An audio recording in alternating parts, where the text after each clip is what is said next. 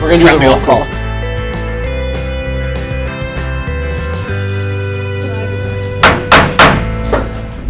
Hi, I'm going to call the school board meeting on Wednesday, October 27th, 2005 to order.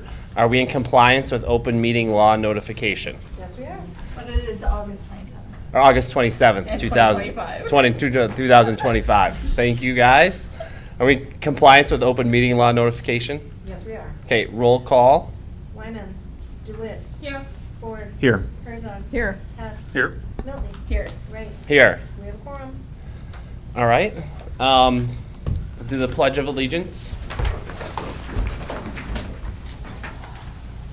To the flag of the United States of America and to the republic for which it stands, one nation under God, indivisible, with liberty and justice for all. All right. We will move into the public hearing on our proposed budget for 2025-2026.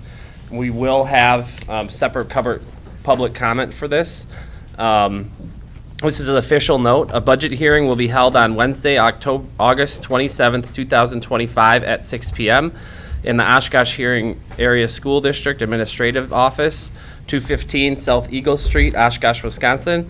A detailed copy of the budget will be available on Friday, August 29th, 2025 at the Oshkosh Area School District's Administration Office, located at 215 South Eagle Street, Oshkosh, Wisconsin, or by contacting Drew Nehans at 920-424-0122.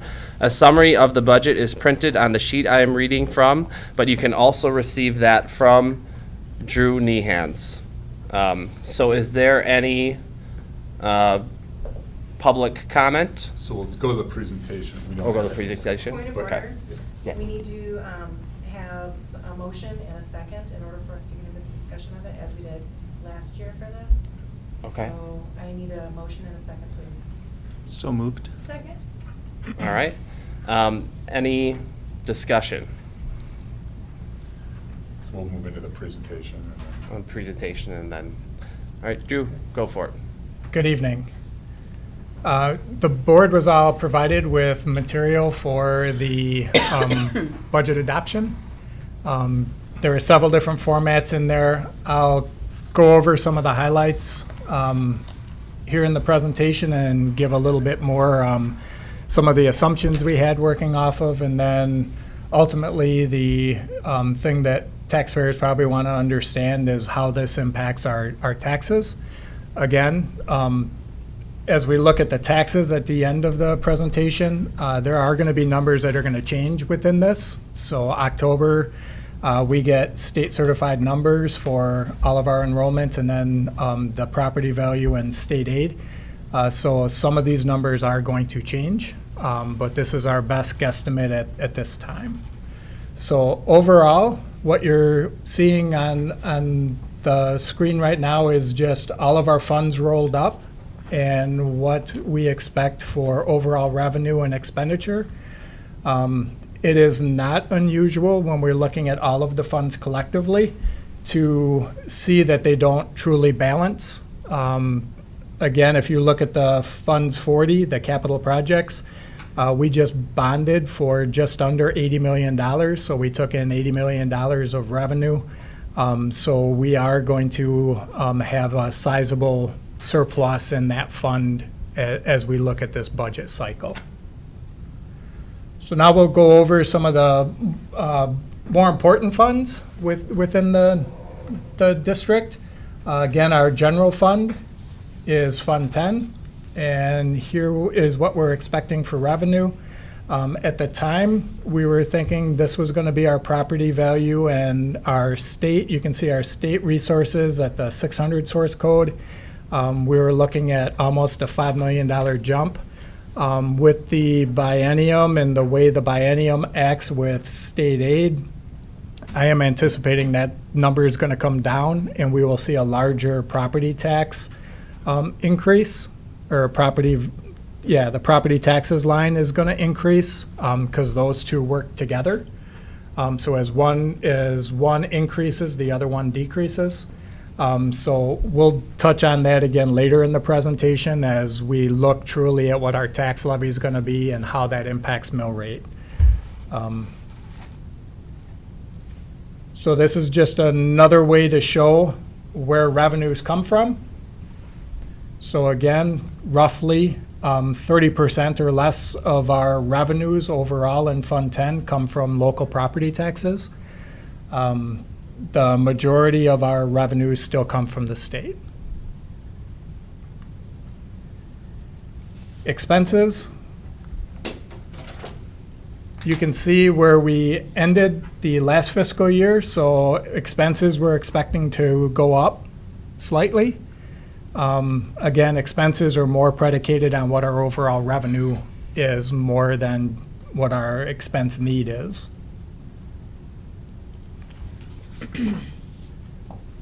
The highlight on this slide for you, if you look at the 800, the 800 object is transfers. That is, this fiscal year, we had a $20 million transfer from Fund 10 to Fund 27 for our special education fund. We are expecting that to go down back into a range where we had prior, which is closer to the 17 million range. Really, that is the influx of additional special education support that we are getting from the state. They've increased the reimbursement from a 30% level to a 42% level. So a lot of that is due to the additional state aid we are getting from reimbursement for this program.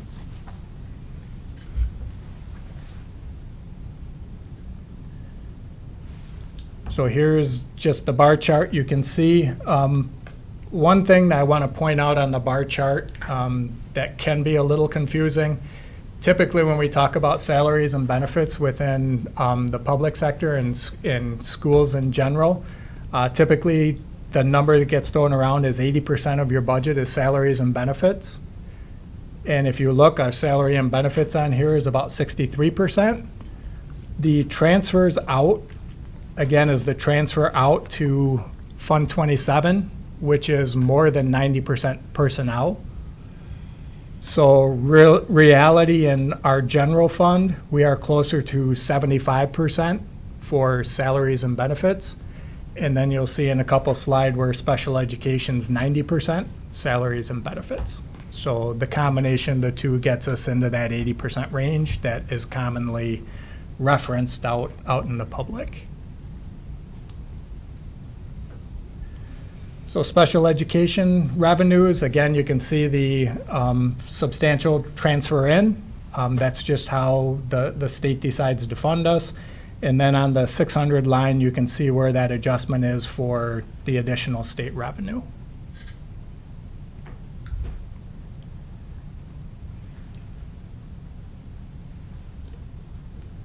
Again, just showing just in a chart, the majority of revenue from Fund 27 is from our general fund. And then expenditures for Fund 27, again, nothing really typically out of the normal. We're trending where we had in the past. Again, this is where you're going to see 90% of the expenses in this fund are truly salaries and benefits. Referendum debt, just coming off a successful referendum from the April, a large part of the communications, we're making sure and trying to communicate to the community that we were going to keep the tax levy flat for our referendum approved debt, the Fund 39. So again, last year we had 21.5 million, and that's what we're going to be recommending for the tax levy for this upcoming year for this fund as well. And then you can see the expenses down, how those change slightly, but typically those numbers don't match up because our interest payments get done non-fiscal year and fiscal year, so they don't typically line up and zero out. Community Service Fund. This is another fund I wanted to spend a little bit more time with. We had at our Facilities and Finance Committee recently, there were some questions on trying to get more explanation and more detail around what our rec department does for the community, just more details within that. So still try to keep this a little bit higher level, but break down what our spending is within the rec department. So our after-school programs are $650,000. Community athletics, which is middle school, are another $300,000, and then everything else in the list is truly rec programming that is done for the community. So a large portion of the 3.4 million, about 2.5 million of that is truly spent on programming for adults or kids within the community itself.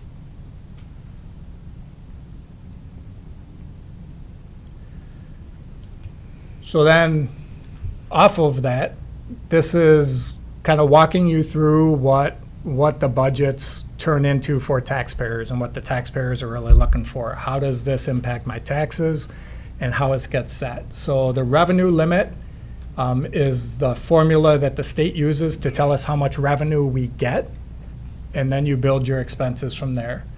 So we have a resident membership average, the FTE. I'm using a 3-year rolling average of 9230, which is up 8 students from the prior 3-year.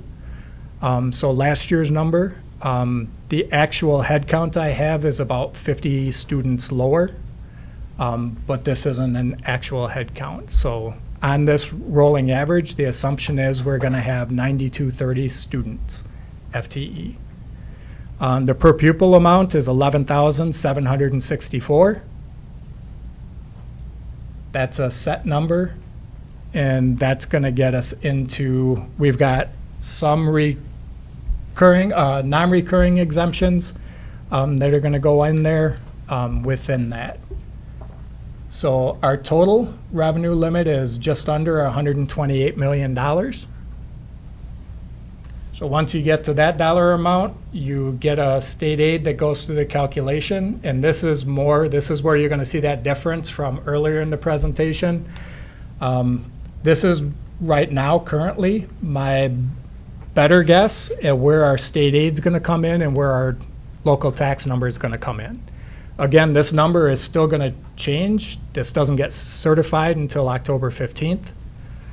So there is still moving parts on this to be done.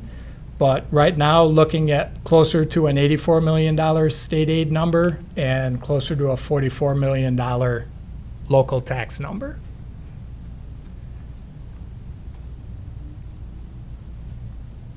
So then of our tax levy, you're going to see the just about $44 million for the local limit, which just came from that formula we just looked at.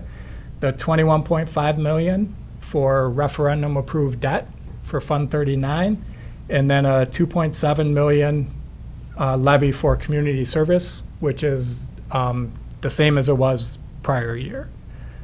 So the total levy right now we're expecting is just over $68 million.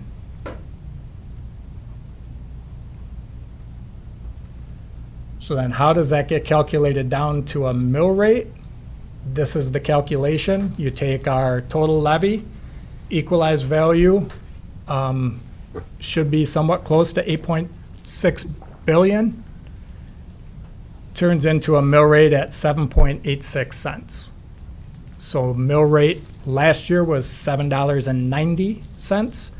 So if all of these numbers hold accurate, we would see a slight decrease in mill rate. But again, for taxpayers, I would go more off the school levy. School levy increased. So more than likely, your equalized value within your property as a homeowner went up slightly, so your taxes would slightly increase. If you did more work or you just purchased a home and that value changed significantly, then your taxes will go up significantly as well. It's going to slide with your equalized value. And then this chart was more just for everyone's information of this is where we're expecting all the property valuations to come back in. And then the change within what it does within the tax levy to municipality. So the municipalities that went backwards, the city of Oshkosh lost a little valuation compared to the rest of the municipalities. The tax base in the city of Oshkosh will not be hit as hard as some of the municipalities where they're taking on a larger share of the tax levy this year.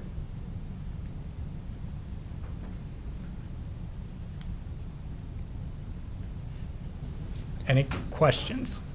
Anyone have any questions? You got one, Mike? Yeah, I mean, Or Dr. Ford? yeah, the time, Mike is perfect. All right. That's what they've been calling me since birth. No, the timing, I know it's a state thing, but, so when do we know for sure what the number's going to be, the state aid number? October 15th. October 15th. Everything gets certified October 15th. But we're in a position where we need to approve this by when? We need to approve it tonight to short-term borrow. Okay, to short-term borrow. Legally, we cannot short-term borrow Yeah, without a fiscal year approved budget. okay, So okay.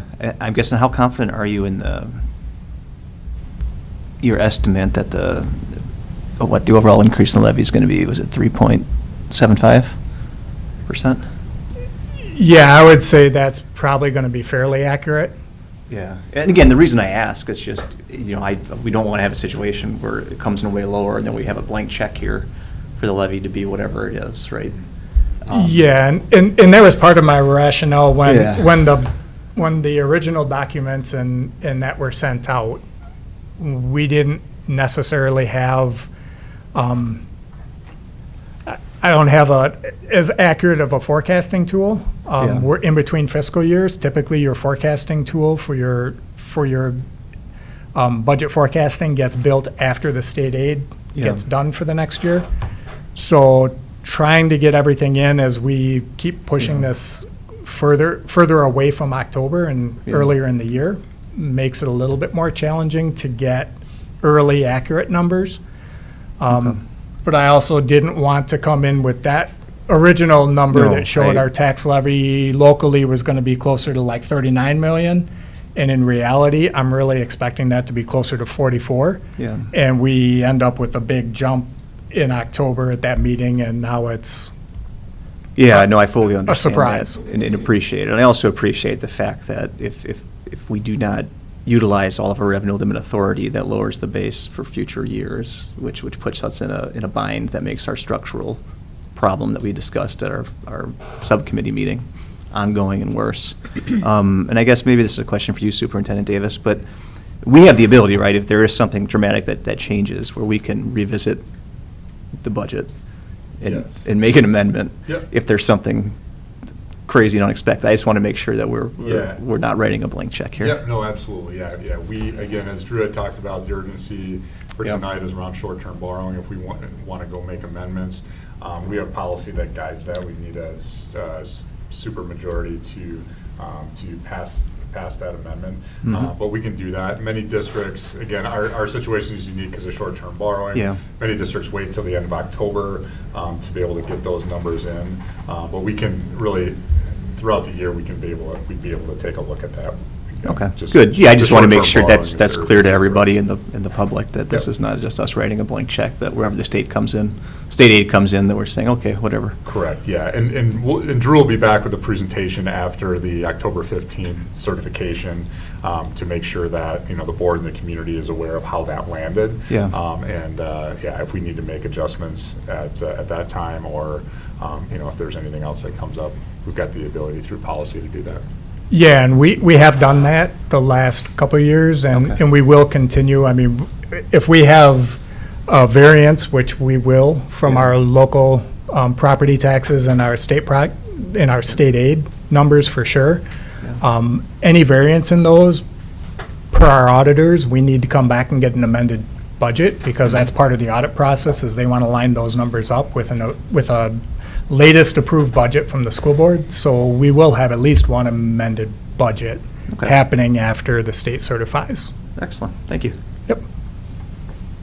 Dr. S. To go off of that, I mean, that's what we did in spring, right? Correct.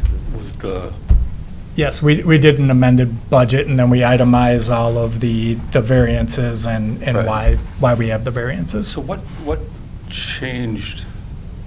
Because I remember last year, I think, was the first time that we approved the short-term borrowing from Nicolay versus, I forgot what the term for the other approach was, but why didn't we do the budget then this early last year versus, because I kind of agree with Dr. Ford's, sorry, Michael, if that's what you prefer, but. You can call me I'm gonna go with Bill. Dr. Ford. You know, I understand that things don't get finalized until October, and then that's when we set the levy. But to be going in and approving a budget and then thinking that potentially there could be a large change in October, we're gonna potentially amend again, maybe we don't have to, I get it. And then you're saying, but we always plan on probably another amendment. I kind of go, why don't we wait a little while? And I'm not suggesting that I'm not going to propose an amendment to not vote on this tonight, but Yeah, largely in Oshkosh, ever since I've been in Oshkosh, and I believe it was happening long before me. The reason for the timing of when the budget hearing happens and the official approval of that budget is around short-term borrowing. Last year, we were able to wait later into September, towards the end of September's meeting to do that. We had more cash on hand. We do not have cash on hand to get us more than 2 more weeks. So we need to short-term borrow soon, which is predicating we run out of, once we get our August tax payment from the city, we now have to go until November with no more revenue. So that's a lot of payrolls to make with very little revenue coming in. So you're relying on what you have built up in fund balance in the banks to be able to do it. And at this point, our balance is low enough that we really need to tap that short-term line of credit coming up here. So it's typically predicated for districts that do short-term borrow. The timing of when you're going to go through this process is predicated on when you're going to run out of money. And the most information that we'll have that would be an update will be October 15th anyway. Yes. Right, as we would move forward. That'll be the next time that we'll have better numbers, the final numbers that would be accurate. as we Yeah, go. and typically districts that don't need to short-term borrow, the few that are out there that are in that position, in my experience, they wouldn't do this meeting until the last meeting in October, and then they have one full meeting with all final certified numbers. But the majority of districts that do short-term borrow, we're doing it anywhere from July to sometime in September. one other question for you. You talked about the 3-year rolling average, the 9230 membership. Does the 3-year average, is it the last 3 years, and so it really doesn't matter what happens for third Friday count?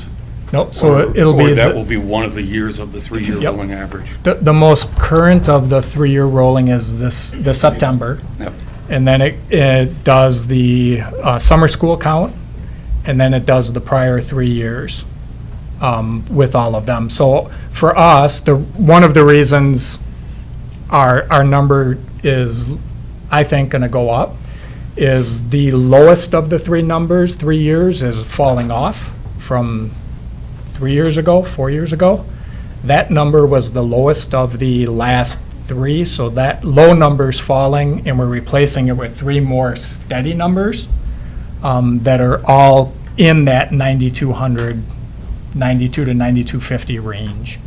Our summer school FTE has come up significantly the last 3 years, which has really helped boost this number.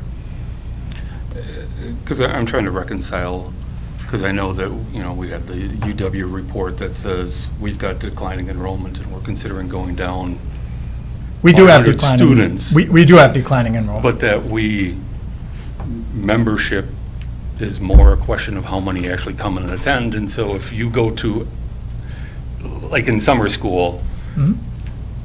that's part of the membership. And so to the extent that you get a bunch of kids going to summer school that we didn't have last year, even though enrollment is declining, our membership number remains the same or is healthy and isn't impacting our revenue as much.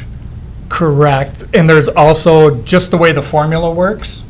So, and this is very confusing, doesn't necessarily make a lot of sense, but it's resident membership. So when we do resident membership in September, our third Friday count, it is residents. So all our open enrollee outs get added into our calculation because they're resident public school district students. So they all get counted on our revenue limit membership. So the open enrollee ins get subtracted. The open enrolled students that are at the Winneconne's and the Ninas, they get added into this number because it's all residents that are attending a public school, no matter where they attend public school. If they attend a public school, they get added into this count for us. So again, it's the difference between what our actual head count is, which is nowhere near 9,200, but for purposes of our revenue limit, it counts actual public school resident enrollees. So it doesn't seem to make sense, but that's the way the state does it, and that's the formula we've worked on. I mean, part of the hesitancy of being so early is you wait until September and, okay, now we've got third Friday enrollment counts, and now we got that number locked in. I appreciate that every month we go along and we seem to get another number locked in. And I'm kind of questioning, okay, to what extent is our enrollment a risk? If we come in with 150 students less, what does that do to this number? And now all of a sudden,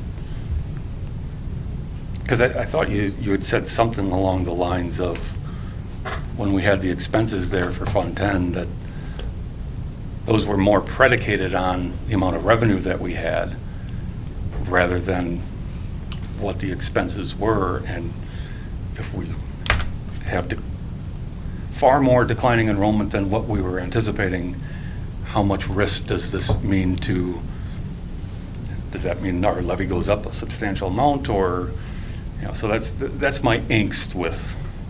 So let me see if this can help. As part of the formula, if our number actually decreased, so we were at 9222 was the rolling average last year. If we go down to 9,200, and that's the final number, in the formula, there's what's called a hold harmless, that we get revenue back in for the 1 year, for this year, to get us back up to that 9222 number. So the most revenue we can potentially lose is the 8 FTE, so $88,000 roughly, is the most amount of revenue I can be off from this if we lose revenue, because we get the 1 year hold harmless exemption to get us back to last year's even number, what that was. So there is that mechanism in the formula from the state to protect districts for this. I appreciate that. And that's a 1 year safeguard, so that Correct. allows us then to project for, as we're Yep. building next year to be able to. And take next that year's into account. base just starts off without any of those exceptions. The base gets rebuilt at a true base number, and then we start from there for next year. But for this year, that protects districts from, if something happened and we don't get the enrollment we were anticipating, whether it's through summer school or whether it's through the third Friday count, you at least have the protection of you're going to be at the same level as last year. Dr. Yeah, Mike? just to clarify on that, I mean, when we lose, enrollment goes down, we're losing the ability to raise tax levy dollars for those students as well, correct? Yeah, the Yeah, whole, so the we're, whole, so, I mean. the whole revenue limit. It would makes our come- budget situation a lot more challenging, Dr. Hess, but it not gonna blow up the levy with enrollment going down. It's just gonna be bad. So, Dr. Herzog. Thank you. I totally agree. There's a very practical reason for asking us to approve this tonight, because we do need to short-term borrow, and because our fund balance is down from what it was a year ago. I also see a more of an integrity issue, and in addition to that, an integrity issue, because this is a very complex situation. School budgets are very complex, and as we've discussed more than once around this table, there are nuances that you're aware of, but some of us, or all of us, or the public may not be aware of. So I see a very good reason, an integrity reason, to put this out into the public so the public can react to it, and the public can raise their questions. They can contact you, they can contact Dr. Davis, and get their questions answered.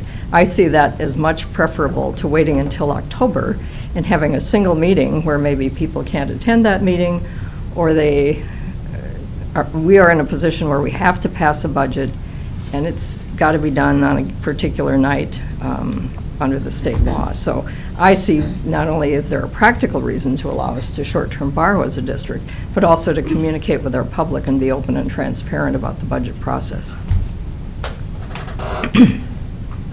Okay. Holly.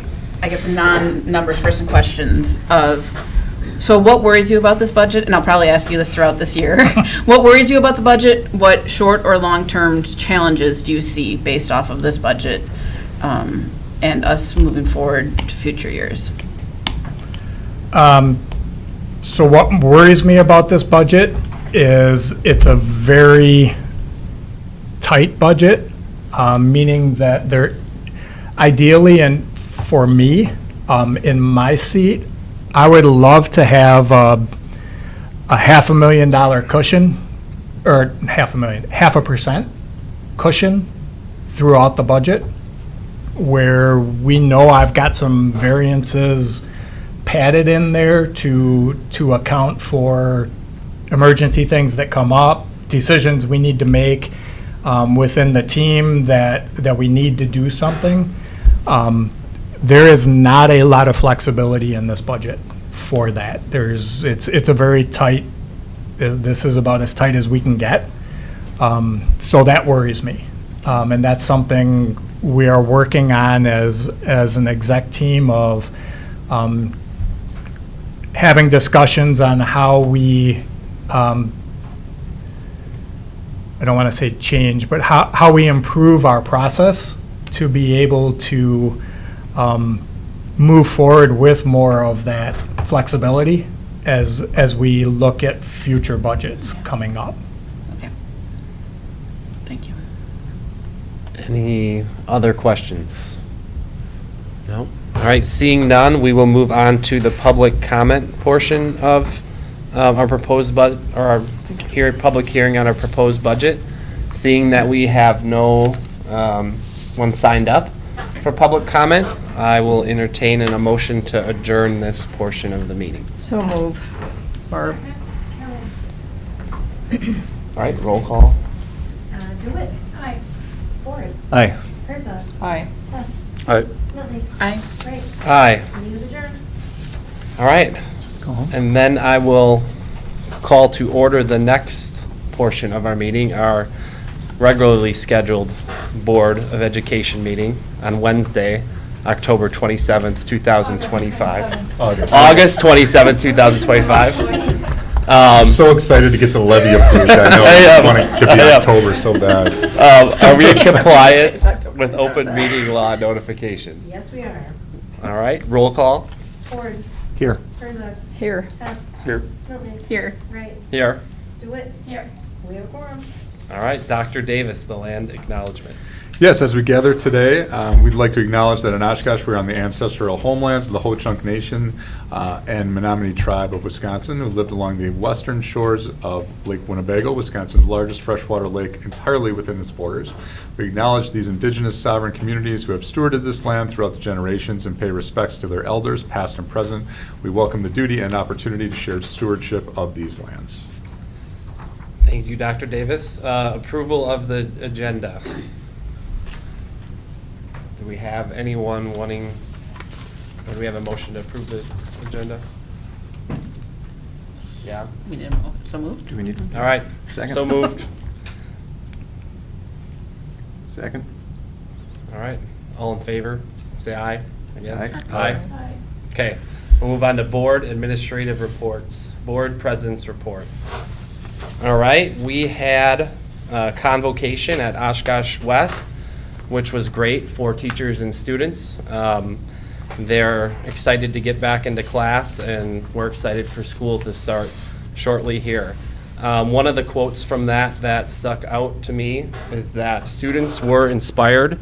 This is in quote from the convocation. Students were inspired by Oshkosh West senior Micah, who shared how West helped him overcome challenges and showed him the power of yet. His message was an impactful reminder that building strong relationships with students makes a difference.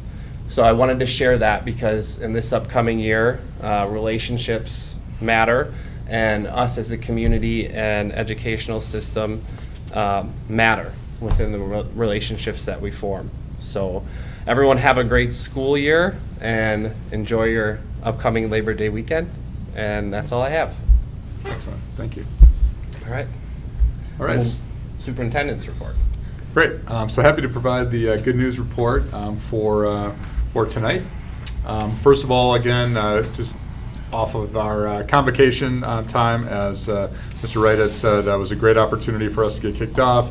We appreciate Micah's inspiring words, and also heard from Ted Knightsky at CISA 6, who provided a lot of laughter and some true meaning to what it means to be, the role of an educator, and just appreciate his passion and dedication for both Micah and Ted to be able to share that time with us. So well done, and it was a great, always a great day to energize and for everybody to be together. Students at Perry Tipler Middle School in Elps have been invited to perform at the Youth Choir Concert Series at Carnegie Hall in New York City in June of 2026. These talented singers were invited to audition and were selected to perform with many other deserving choirs across the nation.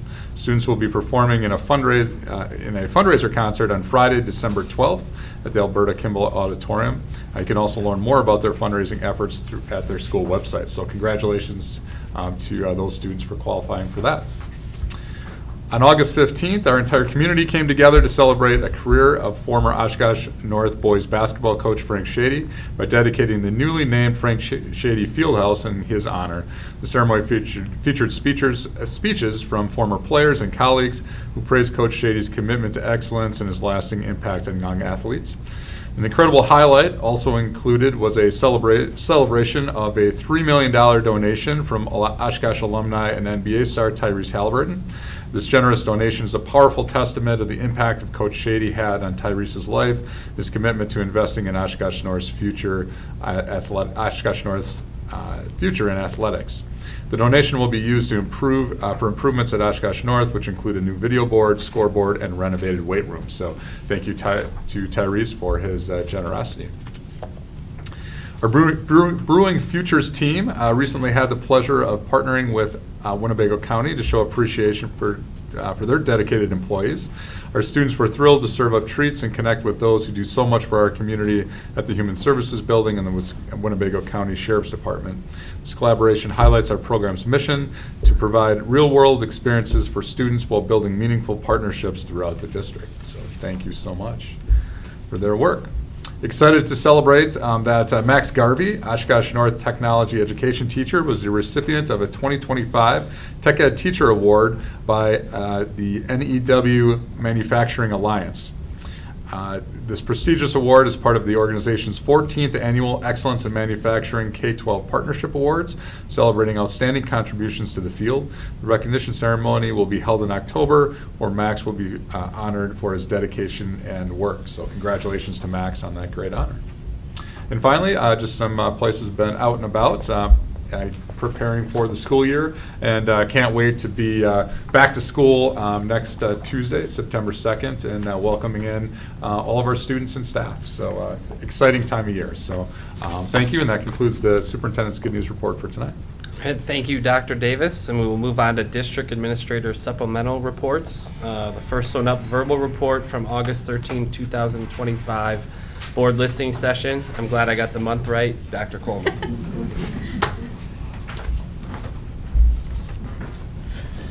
Good evening to the board. I am here to provide a brief update of the August 13th school board listening session. We had 7 community members who attended that session, and I'll just provide a summary of some of the points or questions raised by those attendees. Also, please know that there have been a list of follow-up actions or to-dos that came out of that listening session, and you are certainly welcome to a copy or a record of what those actions were. But in the spirit of brevity, I'll just provide a summary of what the discussions included. There was one community member who had a request about reconsidering the purchase of the residence or the home that's located on the Vale Phillips campus. There was another community member that provided insight and some questions as it pertains to the process for inviting community members and work groups to provide input in the school resource officer memorandum of understanding. There was also a question about the communication that the school district will provide to clerical staff and school principals about our participation or cooperation with or not law enforcement agencies as it pertains to investigating students and families' immigration and citizenship status. There was a community member who expressed their interest in being involved in the refinement of the school resource officer memorandum of understanding. There was also a community member who inquired about the process for searching for, recruiting, and hiring the new assistant superintendent of operations. Dr. Davis provided an overview indicating that there were 28 applicants, 5 initial finalists, and then 3 finalists that were advanced to the second round.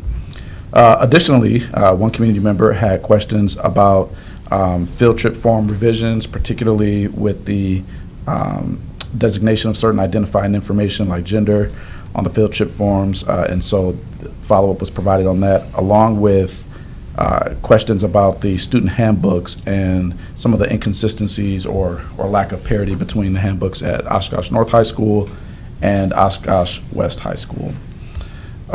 Additionally, that same community member provided some insights about language in the co-curricular handbook as it pertains to the complaint process and just some recommendations for updating that language.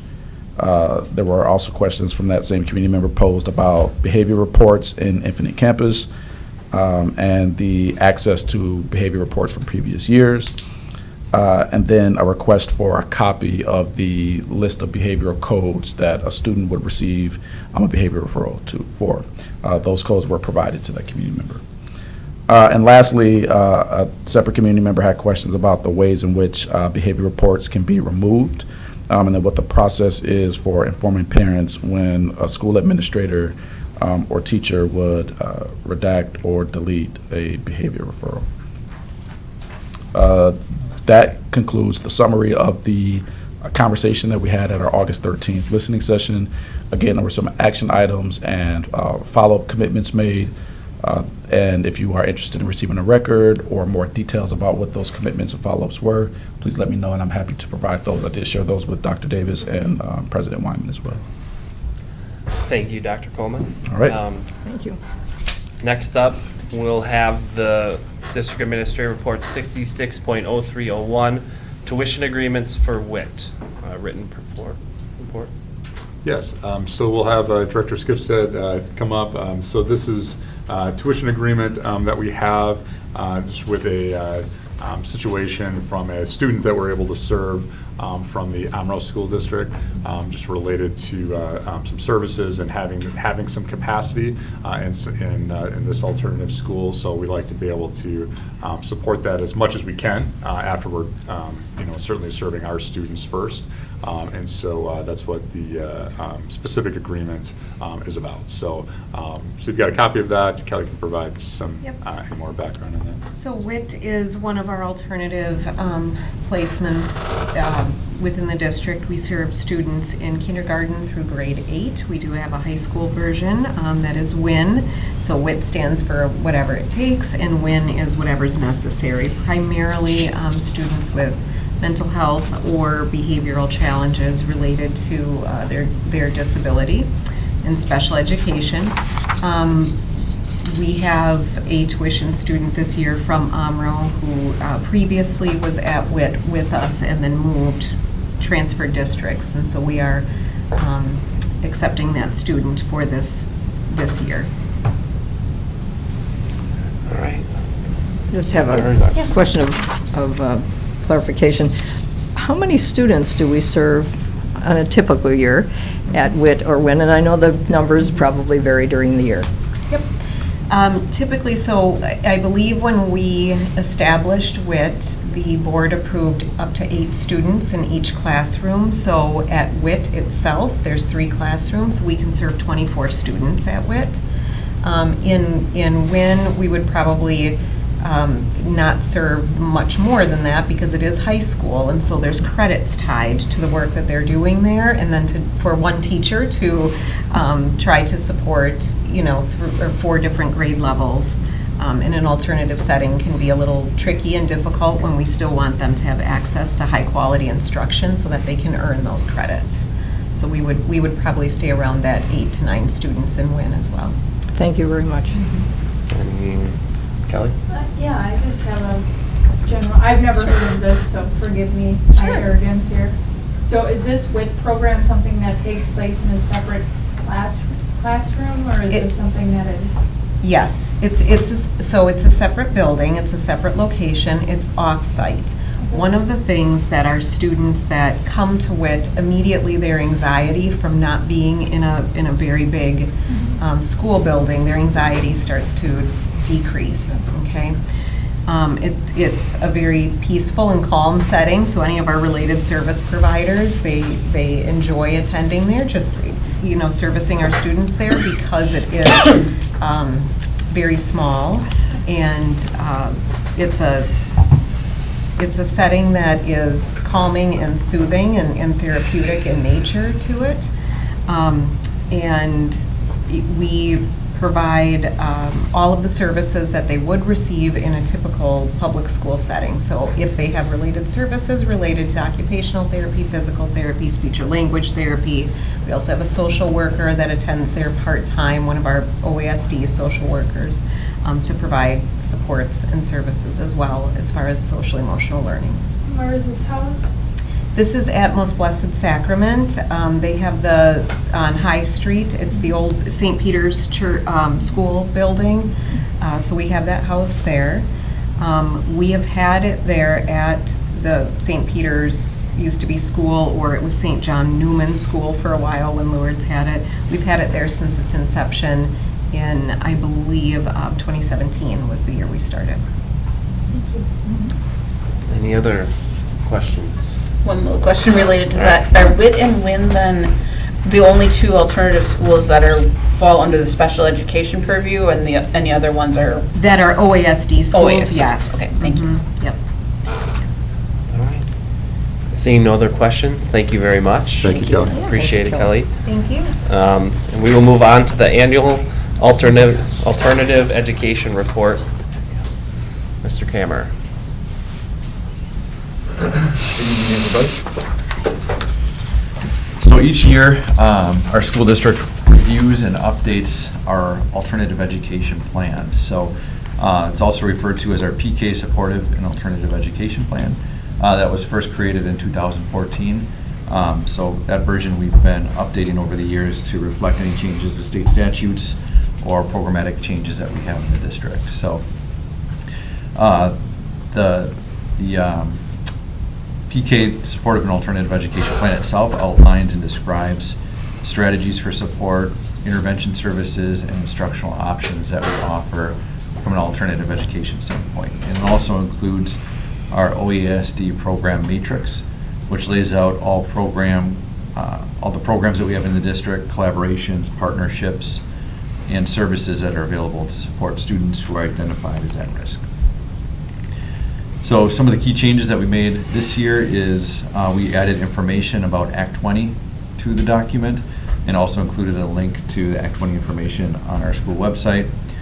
And then the other major changes that we made involved updating some of the links related to our elementary math continuum of support, our AVMR assessment flow chart, and then we also added links to our family literacy guide, our care team guide, and our homebound procedures guide.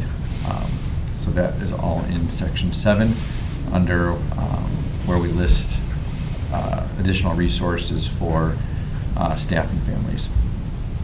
One of the other big changes this year is we eliminated the New Start program.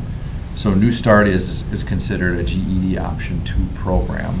It's been in place for about a decade, and the program actually used GED equivalency as a measure of proficiency for students in core areas. So students who are credit deficient could utilize the program oftentimes to graduate on time.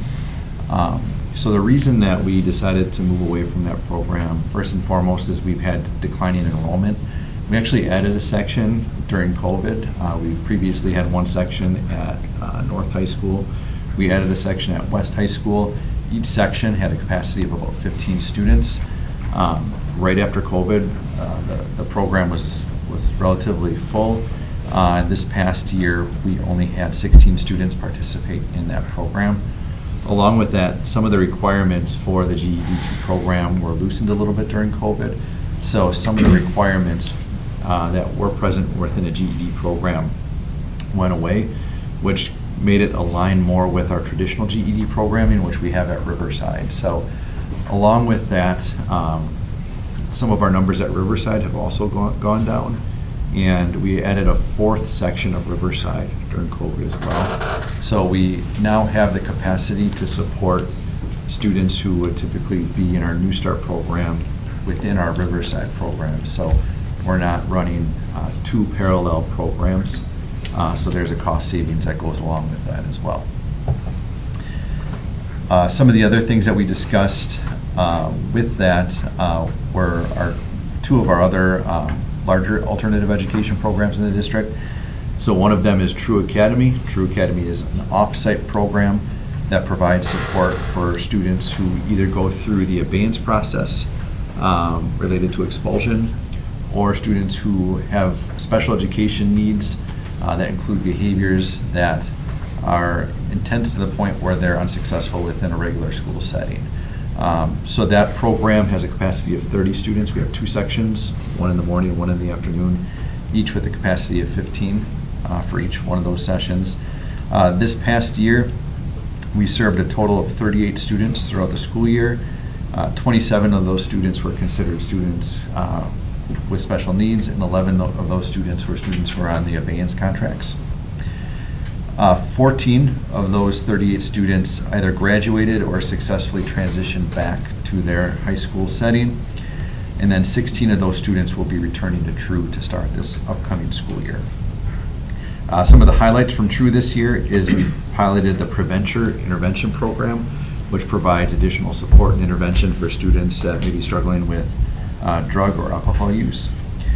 And then the program utilized or participated in the Chick-fil-A Leadership Academy, and they did certain things throughout the year, like reading and distributing books to elementary students, making meals for a day-by-day warming shelter, and then making laundry kits for families in need within our community. So program does a lot of really cool things and supports our students who have some of the greatest needs in the district. Along with that, our Riverside program is another one that we like to highlight each year.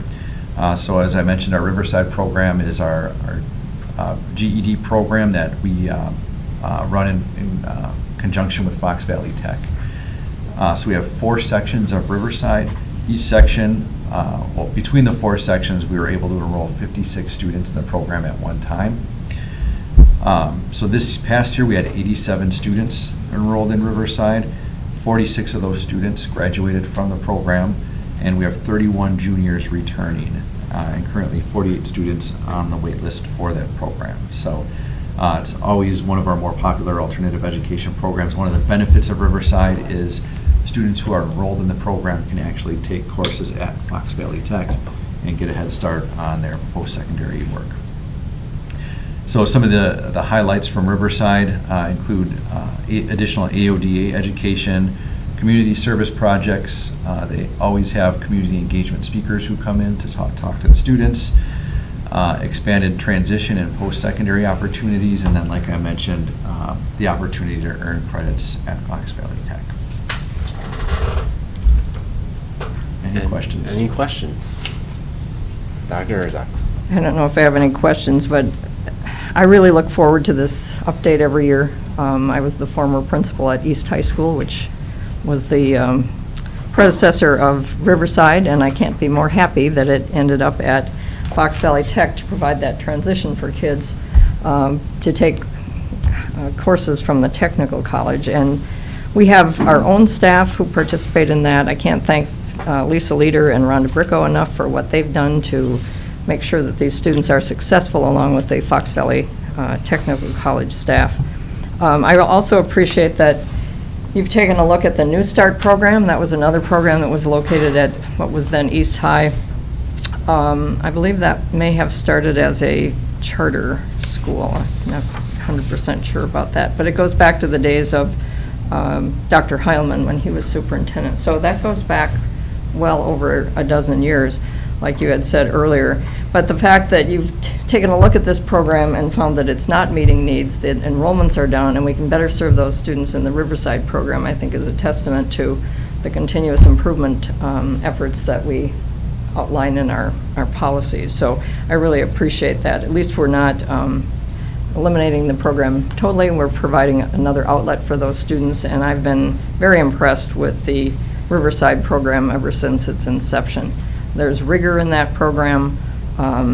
Those graduations are so emotional. There's a lot of crying at those graduations, not tears of sadness, but tears of joy. People who thought they'd never be able to get a high school diploma are walking out of that room at Fox Valley Tech with that diploma in hand. And many of them are continuing their education right at Fox Valley Tech. So I'm very excited about this annual update and the changes that you're making to better suit the needs of our students. So thank you to your team for all you've done on this area. Molly? I was wondering if you could just provide a little bit of information, because True Academy, is the goal for many of the students, correct, is to transition back into the regular high school setting? Yes. High school only? Is it middle school too? We do have some middle school Okay. students. Okay, so for either of them. So how, can you talk a little bit about the success or challenges of integrating back into, I don't know how you want to call it, the regular buildings? Yeah, so one of the goals that we have at True is to help build up the skill set for students. And that's specifically designed to meet the needs related to the reason that they weren't successful in the regular school setting to begin with. So a lot of it is conflict resolution. Sometimes it's self-regulation. So whatever those skills are, that's really what we focus on. So we're fortunate enough to not only have a great program coordinator in Andrea Fisher, but we also have a full-time counselor there, a half-time social worker. The location of the building is right near Winnebago County building, so students who have caseworkers can easily come in and work with the students on their caseload as well. So there are a lot of supports in place right in that building for few students, which allows us to give them the individualized attention that they need. So one of the things that it also does is when we're ready to transition a student back, we have staff there that can help them incrementally return to that setting. So it's not like we drop them right back into a high school of over 1,000 students. A lot of times we gradually work their way up to a full schedule, and then we have trusted adults there that they've worked with at True to sometimes go with them initially, but also to aid them as they transition. Do they always want to go back? No. Or, okay. No, they don't. A lot of them would rather stay at True, but it's not designed to be a program that they end up graduating from, even though we have had some graduates in the past. Really, it's to get them back to the regular school setting and to a point where they can be successful there. I'm signed up for True as one of my liaison schools this year, and I'm very excited to learn more about it, and I'll possibly do Riverside too if others don't sign up. It seems like cool stuff. Any other questions? Nope. All right, seeing none, we will move on to our committee Thanks, Matt. reports. And thank you, Matt. First up, Administrative Compensation Committee, and I'm glad that was able to meet. That's me. All right, you're up, Dr. Hess. So Administrative Compensation Committee met August 12th at 7:30 a.m. First thing that we did was reviewed, it was the Administrative Guideline 3410, Administrative Compensation, and it was suggested or recommended that this needed a substantial overhaul, and I think we generally tended to agree with the suggestion that we move to the use of market data. We discussed the need to attract and retain high-quality administrators and be competitive. Major topics that came up with the idea of using market data was what is the appropriate comparison group. There's a fair amount of discussion about that. And also philosophically, could salary be linked to performance and tie into our policies and goals and objectives that we have in this district? And I think Dr. Davis suggested that he was definitely doing that, but that it wasn't necessarily something that we would tie to test scores specifically per se, but that is something that we attempt to do. Next steps, Mr. Nehans is lucky enough to get to compile and bring back some preliminary data for us to review, and hopefully this will include some analysis on sort of individual compensation, individual positions, like principals or something like that, and also to the extent possible, kind of metadata, district as a whole, or do we have too many or too few administrators per se. And the hope, I think, on Mr. Nehans's part was to bring that back after he had more budget forecasting, and so this is going to come about. Our next meeting is scheduled for Monday, December 8th at 7:30 a.m. All right. Thank That you, is the Dr. report. Thank you, Dr. Hess. Education Committee. I'll take that one, too. All right, it's your lucky day. Education Committee met Wednesday, August 6th at 7:30 a.m. First thing that was discussed, first topic was social studies curriculum alignment. We had a presentation about aligning the curriculum to CKLA and a timeline leading up to today, including new standards and work in 2018 that was implemented up through 2020 with staff professional development professional development for staff of students in grades 8 and review of data at the high school level. Upcoming scheduled changes include the fall Global Academy will pilot a 9th grade U.S. history course. 20th century U.S. history in 2026 will move to the 9th grade level, and world cultures will be taught in 10th grade. Another focus that we're considering is that some units in elementary school has been aligned to CKLA as the district shifts to being more engaged in their learning versus having presentations by the teacher, and that led to this concept of we're focusing on critical thinking as a valuable tool for all students, not just learning the facts, but what do you do with the information that you've learned. We also looked at the forward test results. We saw a decline in 10th grade, but increases in elementary and middle school. Next topic we talked about was the middle school schedule. The committee was provided detail and explanation as to which classes were optional at the middle school level. Like, for example, in 6th grade, students need to take a music course. A full kind of guide is available for anybody who is interested in seeing all of the detail. On the district's website, there is a middle school planning and course guide on the district's website under the district tab and then school curriculum. You can find that. Next topic was the Wayfinder curriculum, and this is the social emotional learning curriculum used at the secondary level. There is one SEL block time per week in the homeroom, and Wayfinder was selected because of the level of engagement, and students found the curriculum to be both relevant and engaging. Staff likes that there's protective time and the curriculum is not cumbersome and is easy to administer to students. Wayfinder builds on the elementary school social emotional learning curriculum harmony that is currently used. And then the final topic that we had was updates to policy 213101, reading curriculum and instructional goals and assessment. And the topic was, one, Our goals were related to goals for 2025, so we need to update those, and a conversation about adding math to that too. And really, it was more kind of a looking to suggest we're building a subcommittee. Myself and, it is said, Dr. Ford has agreed to volunteer, but via that email, I think I know that he has, so we're good on that. And the idea will be to build on that and then bring recommendations, I believe, back to education, policy and governance, and ultimately to all of us to update that. So next education committee is Wednesday, September 3rd at 7:30 a.m. All right, thank you, Dr. Hess.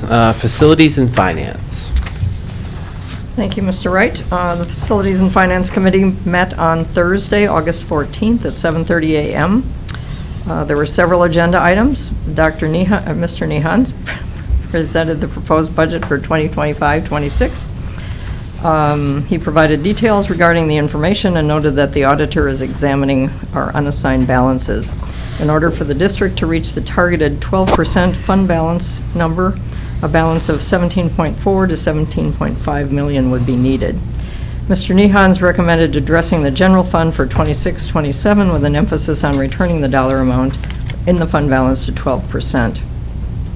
There is currently a $100,000 deficit in the food service department, while the recreation department has a $2 million surplus.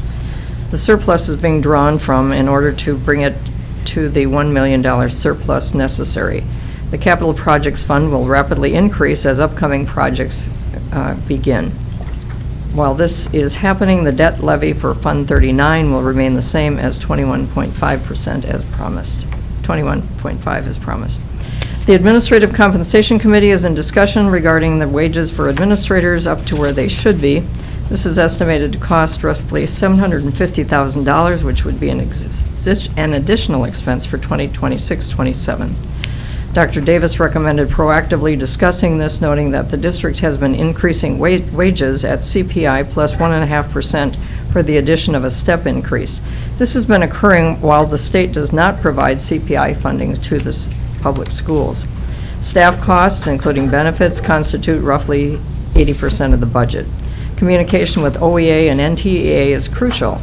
In the last 5 to 6 years, the board has approved compensation. However, it may be necessary to reduce adjustments to only provide CPI moving forward to align with market rates. Further discussion will take place in the future.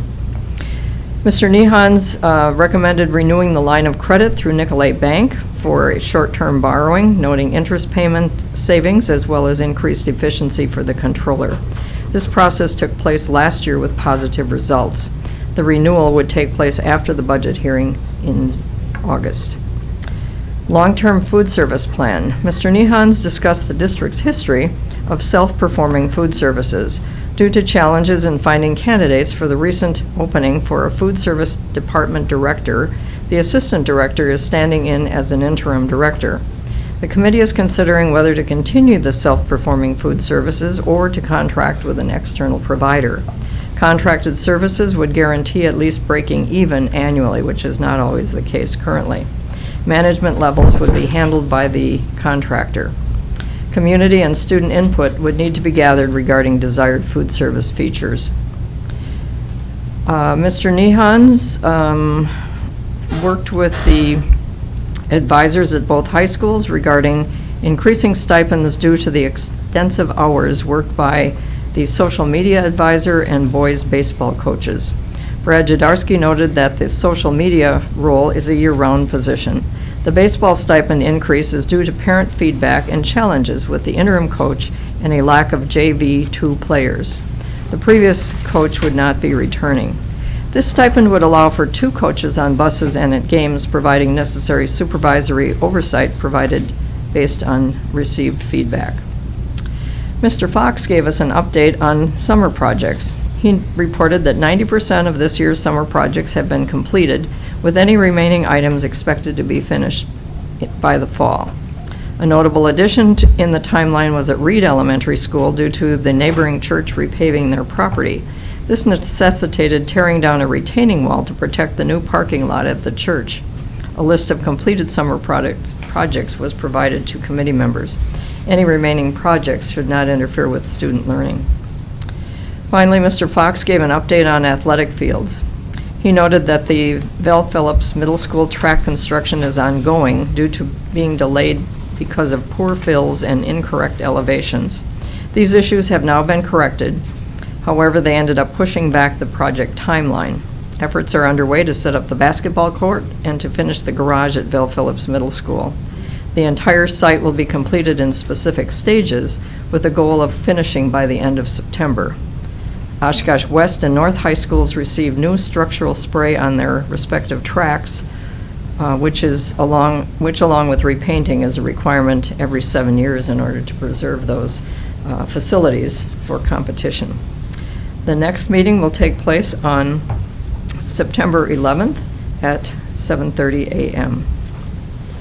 Thank you, Dr. Herzog. You're welcome. Next up, Legislative Committee meeting minutes, and that was me and Kelly. And we met yesterday morning, August 26th at 7:30 a.m. Dr. Davis provided us with some state budget updates. He provided us with information on the biennial budget. The $325 increase per pupil revenue was approved. However, no aid accompanied it as relief for taxpayers. So for many years, the state included some aid, either categorical aid or other, to take the edge off locally for taxpayers, who will definitely feel some impact of that decision this year. We also talked about federal budget updates. Dr. Davis informed the committee that some of the original money appropriated for and then delayed by the federal government has now been released. So that's a good thing. And then we also talked about scheduling visits with representatives in the future. So we're hopeful that we can get a number of those set up so that our local representatives can visit our schools and become familiar with what we do here. Then the last thing we discussed was voucher transparency, and we actually discussed that the longest. And we talked about if we should put how much vouchers cost on local tax bills. So there will be more to come on that, and there has been some discussions with the city of Oshkosh on doing that. Dr. Hess brought up how we can do that to include the townships as well. Some more information to come on that in the future. And our next meeting will be September 23rd, 2025, this year, obviously. So that's it. Next up, Molly, policy and governance. Policy and Governance met on Thursday, August 21st, 2025 at 7:30 a.m. Our meeting included a consent agenda where we are now placing basically legal compliance or interpretation or current practice updates, meaning not substantive changes, wording updates, or things that we need to do simply to be in compliance with current law or interpretation of current law. So there was a number of items that were included, and there is an explanation that will, I believe, be made into a future when after approval of these minutes, about why each of those changes were made or deletions of certain policies that were redundant happened. That area now is under the consent agenda. We will be working with Neola, our policy agency, to help us understand and give us better interpretation or understanding why some of these, that they don't actually put legal citations in what causes some of the recommended changes. Next section of the meeting was on individually considered items, which were based off of best practice recommendations from Neola. And there were about 10 different policies that we went through. All that were recommended by Neola and then vetted by our admin are moving forward tonight to be also on the consent agenda for us. The last policy we talked about was about committees, which is more about formalizing some of the committee work and taking votes in committee, and that will be addressed at a future meeting when we have all committee members there and have received feedback from the rest of the board members as well, to give the best recommendation for moving forward with future committee meeting formats and structure. The next meeting is scheduled for September 18th, 2025. Since we are caught up on the recommended changes through Neola, we will be working on we're planning to work on some of the SRO and discipline-related policies, including 5540, law enforcement investigative interview of students, 5771, search and seizure, and 8407, the school resource officer program. So again, that's on September 18th at 7:30, I believe. All right, thank you, Molly. Now we will move on to agenda-related public forum and non-agenda-related public forum. I see that we have a couple of individuals signed up, so for non-agenda-related public forum, so I will read our note that we read at each meeting. A total of 45 minutes during the meeting will be allotted for non-agenda and agenda-related public forum. Each speaker will be allowed up to 3 minutes to speak. Public comments will be limited to those who reside in the Oshkosh Area School District or have children attending the district. For safety purposes, people providing their comments will need to state the city they reside in and not their specific address. So no one signed up for agenda-related public forum, non-agenda-related public forum. Our first speaker is Julia Solomon. Tag team. Oh, tag team. Okay, and Sue Panic. Creative way of doing it. Yeah, we're not giving up the 6 minutes. All right. Hi, I'm Sue Ponick, and I reside in the city of Oshkosh. If you don't know, by now, August is Civility Month, and the Oshkosh Civility Project has been in existence for 15 years. So this is our 15th anniversary. We would like to thank the school district for being an early adopter of the Civility Project. You carry our poster, you proudly display our poster at your meetings, and we're just really pleased for you to do that. But marking our 15th anniversary, we have decided that we would like to identify 15 civility torchbearers in our community. So I've given you all homework. You each have a nomination form or more so that you can identify people that you know who maybe are good examples of what civility looks like in our community.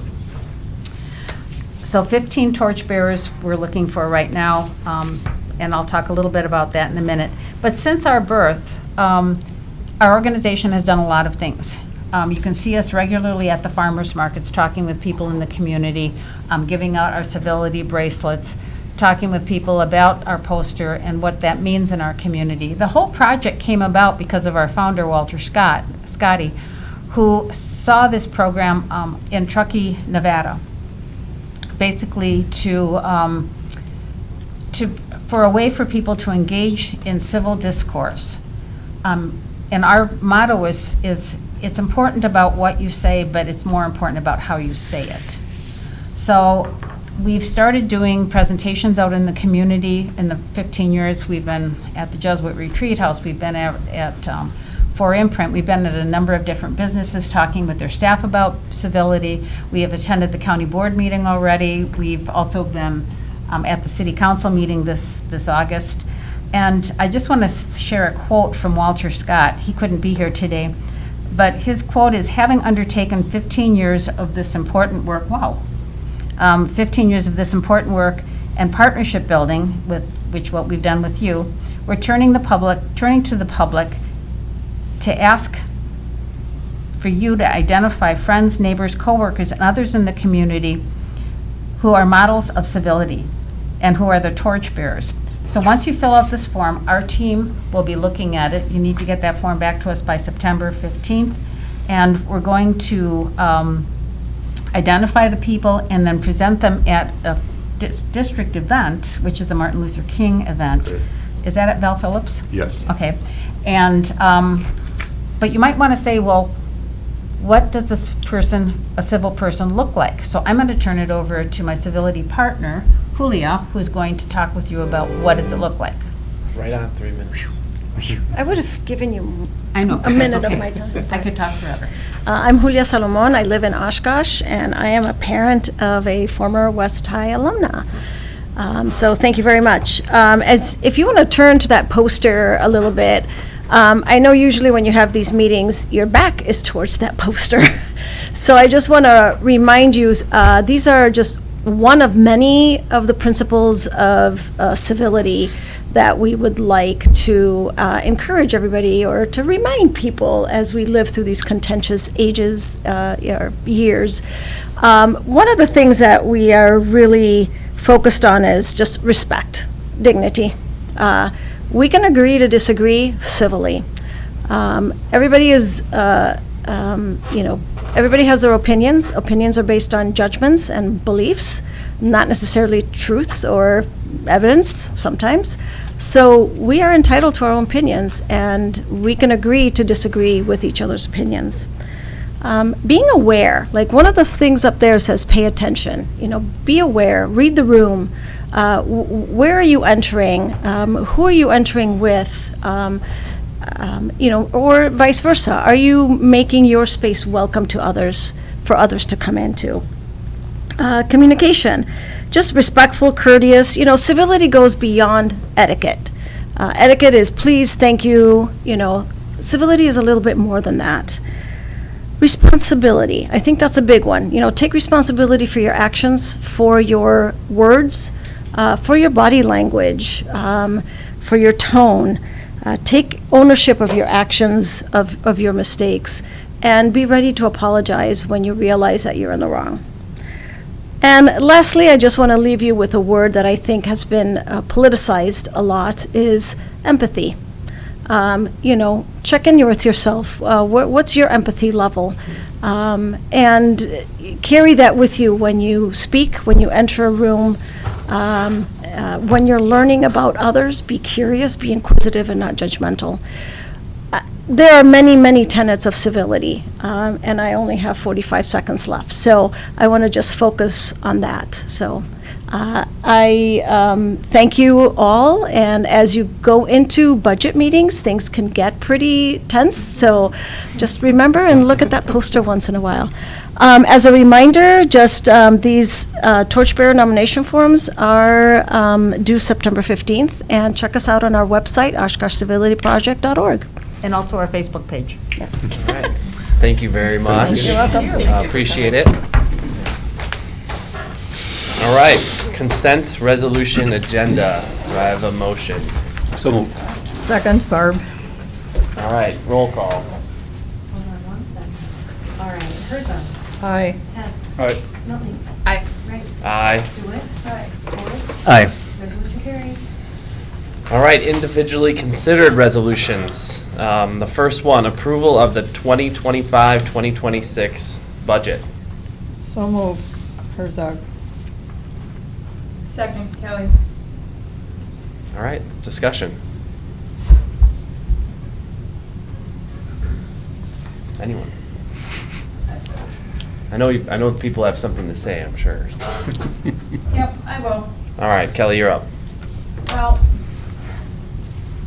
this is, I think, my third budget hearing, and while it is very complex and hard to understand, I do my due diligence to try, and I just wrote a little something up here in hopes that I can portray my thoughts on this.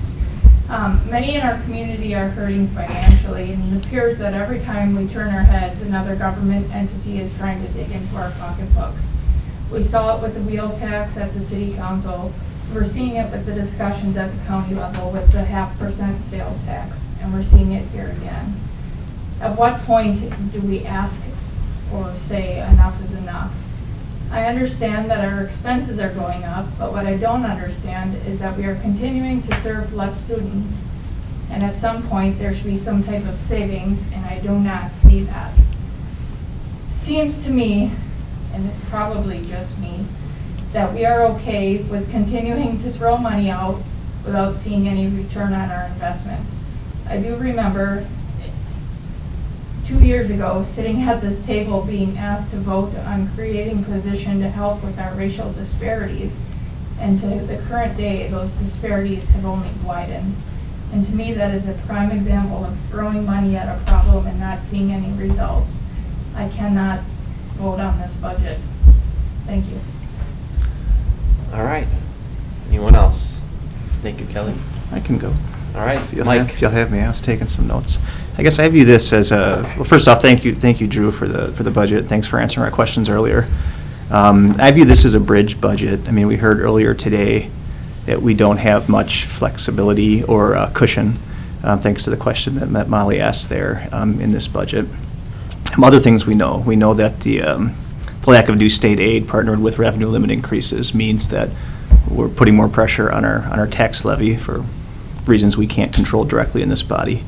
We know our fund balance needs to be replenished. It's below our policy right now, and as I said at our subcommittee meeting for finance and facilities, that's a non-negotiable for me. We can't move forward without replenishing our fund balance.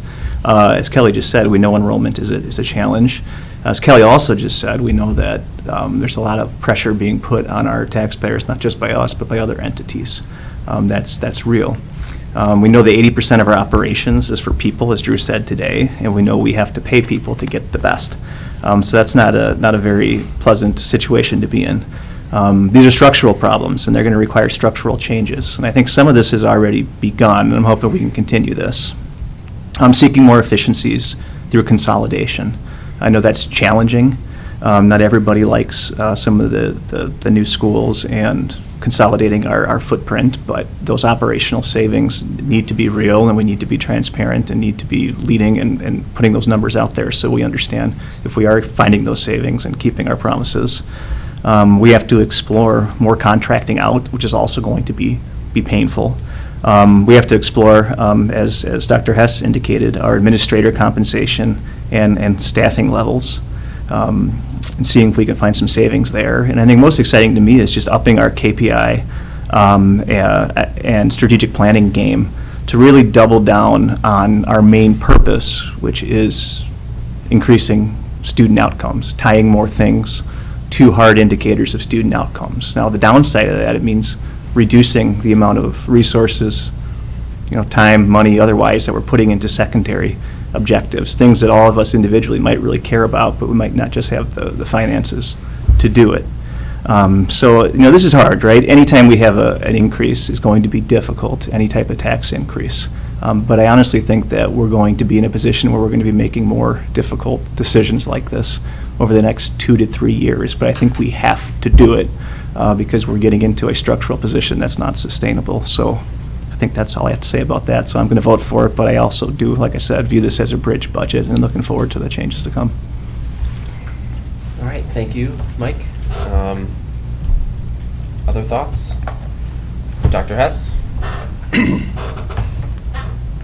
I think earlier Dr. Herzog commented on the notion of not wanting to wait until October, because then you're left in this position of feeling like you're getting forced to vote on it, and I get that. But then we're also being told that we need to have this passed in order to then be able to approve the short-term borrowing because we're running out of cash in 2 weeks. Kind of feel like that's the exact same thing, so I'm not a fan of that at all.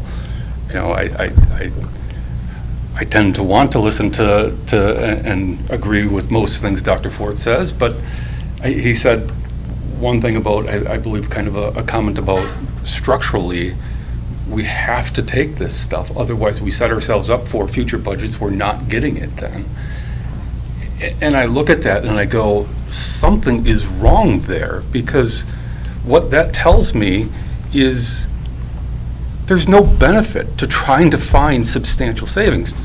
Dr. Ford just talked about, we got to look for efficiencies. But if we're looking for efficiencies by saving on, say, an administrator by combining schools, but then we're left with, if we don't levy to the max, we're hurting ourselves.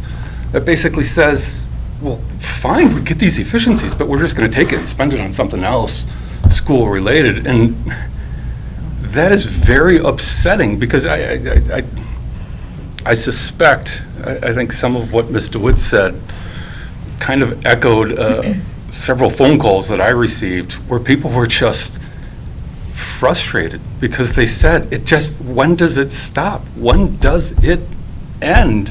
When we just ask for a $200 million referendum. And they were like, I thought they said that it wasn't going to increase. And I did explain to them, I was very clear that, let's be clear, what we said was the debt levy portion was going to remain at 21.5, and that has. But I understand why people thought this wasn't going to increase at all, and that's what they're seeing. And then you combine it with, I get there are other things outside of our control, but you hear the county tax, you hear the city asking for permission to tax, and you're just going, I get as the community just frustrated every time it's going to increase. And then Mr. Nehan's saying tonight that in large respect, the expenses are predicated on the revenue, that, it's part of that. I don't know that I see any reason for administrators or anyone to come to us with real savings to actually give the taxpayers a break anytime, because it structurally hurts us. That's a problem. Could we do something about this? I believe that, I don't know that we're going to fix the statewide level thing, but I do believe that mathematically, I will point to, I remember the graph when we talked about, when we went to the community and talked about the referendum, and we said we were going to go 21.5 million, I believe, for the first 5 years, and then I think after that we dropped to, I think it was like 14.5 million or something like that remaining. It was for 5 years we were going to levy at 21.5, and then all of a sudden we were going to drop down. Well, if we set ourselves up flexibly, we could not levy the full 21.5 this year. Add that to some of the remaining years down the road, we could make that work. We could do this. So while I understand the state didn't give us as much money, I don't like blaming it on someone else, because we are making choices here. There is flexibility in this where we could find a way, potentially, maybe we have set ourselves up at this stage where we can't. But mathematically, we could have paid that debt off in a slightly different structure and made it such that we didn't have to increase this year. So I don't like the budget. I don't like increasing to the taxpayers. I admit that in doing this, we haven't lied to the taxpayer during the referendum season. I get that, but I still think there was a way to make it a zero impact to the property taxpayer. I think that we could have done that. I don't like being put in this position where I have to vote on something and say yes. I hope that, and in part that's kind of why I was asking what changed this year versus last year. I hope that next year we can be in a position cash-wise where we're not forced to have to do this so early, kind of thing. But I'm also a guy who plays the odds, and I bet you that this will pass. So I am not going to support it this time, but I hope that it passes, because I don't want us to not be able to have cash in 2 weeks from now. And I suspect it will. So those are my comments. Any other comments? Molly, we'll go here first. Do you want to respond? Well, I was just going to say really quick, honestly, Dr. Hess, I don't think we're that far apart, and totally respect where you're at here. And my hope is that, right, I think that this year that we don't have the flexibility, but my hope is, finding these efficiencies, saving money, making cuts, that gives us flexibility in the future to use some of our operating funds to offset other things. That doesn't require us reducing our, giving up some of our revenue limit authority, but it means taking on less debt. It could mean paying off referenda debt earlier. It could mean moving things off the community service levy per some of the previous conversations we've had. So I really hope that we can have a productive conversation moving forward, partnered with this, of different ways that we can utilize these savings to reduce the levy in other areas. Because, yeah, I hear you. From a taxpayer standpoint, they don't care if it's going for the referendum or if it's going for the operations, they care that they're paying for it. So I don't think we're that far apart, but I appreciate where you're at and appreciate you sharing. All right, Molly. I'll just add that I think a key point to all this is a difficult budget. We are going to continue to be in very difficult times with budgeting. It's difficult for the taxpayers. It's going to be very difficult to stay within this budget and to maintain and to do better within our district. And yeah, we as a board have a responsibility to make those tough decisions. And guess what? I'll take those lumps to do what we can to make sure that we are meeting the needs of students. I also want to reiterate, though, the fact that with all of this, in these difficult times, it's the continued importance of transparency, which actually, to Dr. Herzog's point, doing this budget earlier gets this out there, and it keeps the conversation going. It keeps the pressure on all of us, whether we vote yes or no on this budget. It's going to be our budget. We're still going to have to make difficult choices and decisions on it, and our admin is going to have to be making some difficult recommendations to us this year and in future years. I'll go back to our policies of 6231. The board, which is budget implementation, the board is intended and supposed to be actively involved in managing this and changing as needed. And obviously, if it comes to it, obviously making official amendments to the budget. At least we have this information out there. And it's tough information. I will take responsibility for making tough choices and tough decisions. But I've got to do it to support kids. And we are going to do what we can to continue to provide the services and make the progress that we're working towards in this district. Dr. Herzog. I'll just add that we have done a lot of consolidation in the district, not only with the implementation of 2 new schools within the last 2 years, Val Phillips Middle School and Menominee Elementary School. We reduced the tech coaches a year ago. We also reduced some positions this year as a result of resignations and not filling those positions. So there has been quite a bit of work done to consolidate and reduce expenses. This is a tough budget, and there are things in this budget, as in any budget, that we don't have control over. For example, health costs would be one of those. We want our people to have good health insurance so that they can be productive employees. At the same time, there's a cost for that. Our student population is changing. We are now in the vicinity of 46% free and reduced lunch.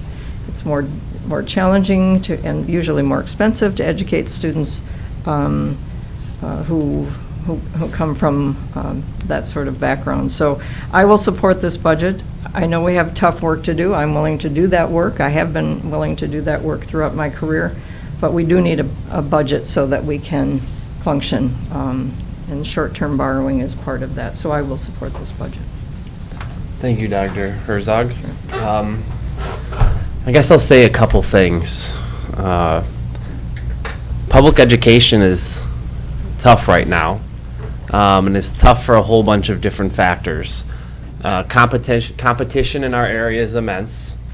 We have numerous school districts in our area that are doing humongous capital projects while they're paying their teachers really well, right? So most of our budget goes towards our employees. Our operational budget goes towards our employees. So for us to compete to get good teachers in this area, we have to keep up. We have to invest in them, right? I remember very vividly, and we've been in some real interesting board meetings over my time on the board, but a vivid meeting when we had to not fill positions. And this room was filled with staff members and OEA. And that was very difficult. And we made those decisions. And we did that so that we could increase pay for our teachers, so that we could become more competitive, right? And that was a choice, and it was a difficult decision. And approving this budget tonight is an easy decision. The restructuring we're going to have to do and the feelings and emotions that surround that are going to be very, very hard, right?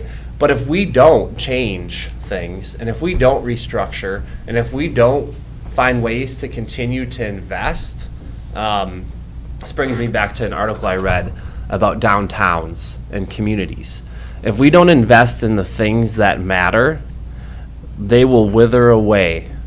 If we don't invest in the school district in the right places and with the right facilities, good families and families period will wither away from here, because there are tons of options in this area. Trust me on that. There are. So if we don't continue trying to find ways to invest in our facilities and our employees at the same time, which this budget does, we will eventually be in a position in this community we do not want to be in. And it's been happening. We have tons of really good schools, all within 25 minutes of here. That is tremendous competition. And either you rise to the competition and you figure it out, or you're going to be on the low level of the totem pole when it comes to a whole lot of things that this city doesn't want to be in the low level at. So, yeah, we've made a lot of tough decisions, and we've been in this room and we've not filled positions, and we've consolidated, and we've had to do all kinds of hard things. This is one of the easier things, and I totally dislike spending money on anything. I'm not happy generally ever when I get my tax bill, and my wife knows when it comes, because I'm probably looking at grocery bills more, or who needs to go to Starbucks 3 times a week or whatever, right? But this is one of the easier things that we've done, and it's straightforward. But I also say we have to do hard things. There's going to have to be really hard things done by this board soon, and over the next year. And they're not going to be fun. And we're going to need to take them head on and try not to play politics with them and work together, or it'll be a mess. It'll be a mess. So those are my thoughts. Any other thoughts? Can I comment one thing here? Not to. Yeah. While I understand everything that you were saying there, Mr. Wright, and I appreciate investment, I come back to what Ms. DeWitt said, that at some point, if we're doing all of this investment, we need to see that return on investment in terms of the academic achievement, the reduction in disparities, the KPIs, all the things that we're talking about. And I think that's part of the frustration. I'm willing to invest in things that work, that, so I get it. Not to try Yeah. No, I know. the entirety of your thing, but just. Yeah, no, and that's my concern, is we got to see something if we're doing all of this. And we all want those results. And I can't wait to start seeing them next week when they're all back in the classroom. Yes. That's how we make progress for kids. We offer them new curriculum. We have new ways of teaching in the classroom, and that's what we're trying to do here. Any other thoughts before I call the roll? No? All right, call the roll. Hess. Nope. Spillick. Yes. Wright. Yes. DeWitt. No. Ford. Aye. Herzog. Aye. Resolution carries. All right, thank you everyone for the discussion, and we'll move on to our next item, approval of short-term borrowing, line of credit. So move, Herzog. Second, DeWitt. All right, discussion. Anyone? Nope. All right, call the roll. Spillick. Aye. Wright. Aye. DeWitt. Ford. Aye. Herzog. Aye. Hess. Aye. Resolution carries. All right, are there any requests for items for committee review? Anyone? Nope. Okay, announcements. Anyone have any announcements before the school year kicks off? Have a good year. All Have a right. great year, and I also wanted to recognize, I didn't do that in my good news report, so our Assistant Superintendent of Operations is with us tonight for his first board meeting, so Brian Yerke is here from, coming from the New London School District, so I just want to welcome Brian to the team. He'll be kicking off his featured presentation on boundary lines and referendum at our next meeting, so he's currently preparing that Thank you. presentation as we speak, so welcome Brian, and happy to have you here. Anyone have anything else? Nope. All right, then I'll entertain a motion to adjourn to executive session. So moved. Second. All right, call the roll. Hold on 1 second. All right. Wright. Aye. DeWitt. Aye. Ford. Aye. Herzog. Aye. Hess. Aye. Smithy. Aye. Meeting is adjourned to executive session. I gotta bang the gavel for that. Yeah.